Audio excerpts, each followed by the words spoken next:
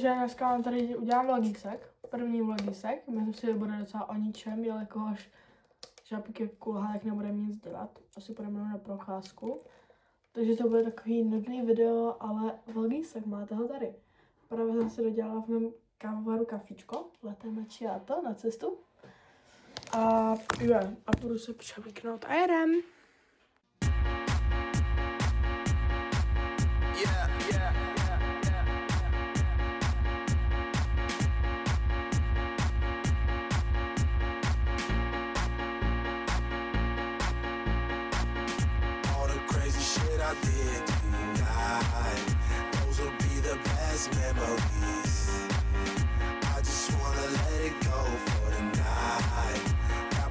Jakož mám nový kabát a kamo, on je úplně mega teploučký, že jsem pod ním ani nemusela mít mikinu, ani termoprádlo.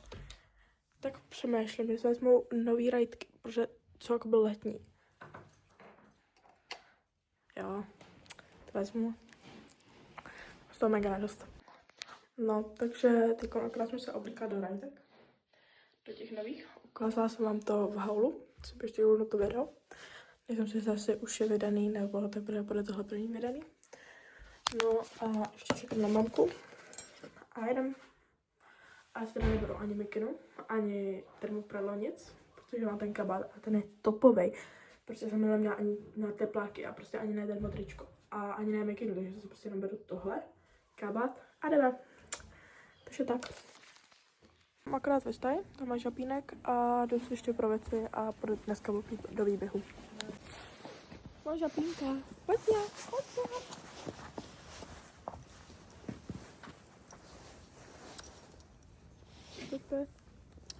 Takže teď půjdu na procházku nebo do haly, jak kulhá zjistit. Jo. Teď se žádá hádám, on taková, že bude chtít běhat, úplně to vidím. Tak pojďme se podívat na bubáky. Tady vždycky máme bubáky. Pojď, jdeme se kouknout. Pojď. Šikula. Moc šikovný, to je ono. Vidíš, nemusí se bát jako vždycky. Budeme tady klikovat a možná půjdeme do krovky, uvidíme, jak kulhá. Takže tady jsme byli chvilku v kruhovce, aby jsme zjistili, na kterou nohu kulhá, protože vždycky to je jiná, že to je tahle, potom tam je tahle. No, spíš to bude docela dost lidí říká každou jinou nohu. A ještě zítra uvidíme, a když to budeme volat toho veterináře teda, že uvidíme. To si pořád vymýšlíš. Ne. To bude jenom dobrý, viď? Tak snad to. Pojď, Pepe. Jdu do mečáku. Myjeme nožičky.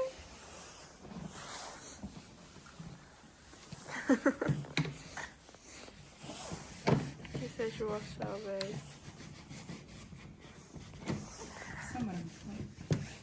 Samara Česko. No, jinak to je ten můj nový kufřík.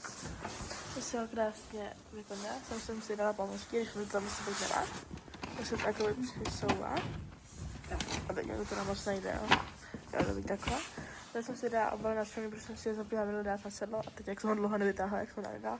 Mám kopětní vázám, tady mám to čištění. A tady z toho mýho bývalého boxu vznikla lékárnička a věci na podlomy a hňalbu a tak. Víc?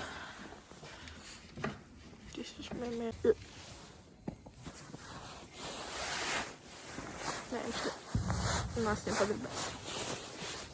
My ještě čekáme na Sárenku a na šmaldátku, čo nové jídlo.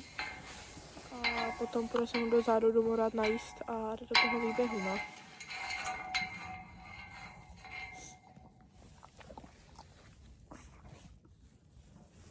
Takže tak, no. Já se omlouvám, já jsem na to úplně zapomněla, když jsem mu dávala jídlo. A už jsem ho teda odvedla do výběhu. Nejsem z toho úplně šťastná, protože ho tam kluci rovnou prohnali, že tam běhali. Což není úplně dobrý, aby si to nožky ještě nezhoršil.